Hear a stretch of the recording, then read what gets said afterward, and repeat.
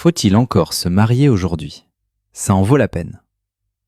Question légitime, et la réponse honnête va déranger beaucoup de gens. Pour un homme, dans le contexte légal actuel, le mariage est probablement le pire contrat financier qu'un être humain peut signer dans sa vie. Et c'est pas une opinion, c'est mathématique.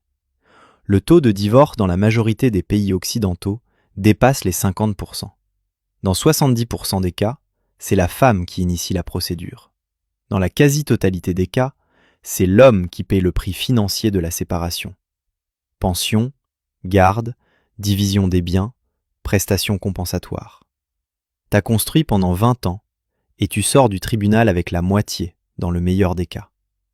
Donc mathématiquement, signer ce contrat, c'est accepter une roulette russe à plusieurs balles dans le barillet, où le perdant statistique est presque toujours toi. Maintenant, est-ce que ça veut dire qu'il faut jamais se marier? Non. Ça veut dire qu'il faut se marier dans des conditions précises que la majorité des hommes négligent. Premièrement, jamais sans contrat de mariage protecteur. Tout ce que tu as construit avant doit rester à toi. Tout ce qui se construit ensemble peut être discuté. Deuxièmement, jamais avant d'avoir vécu au moins 3 ans sous le même toit. Le mariage doit officialiser une réalité testée, pas créer une réalité espérée. Troisièmement, jamais avec une femme qui a une vision floue de la division des rôles. Tant qu'on n'a pas eu la conversation difficile sur l'argent, les enfants, la maison, la carrière, on signe pas. Quatrièmement, jamais sans avoir vu comment elle se comporte dans une vraie crise. Une femme calme dans le confort peut devenir invivable dans la difficulté. Et inversement, la crise révèle la vraie personne.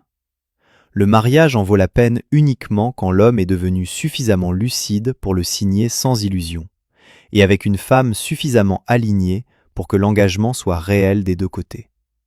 Sans ces deux conditions, le mariage est un suicide financier déguisé en romance. La modernité aime pas qu'on dise ça. Mais la modernité paie pas tes pensions à la fin.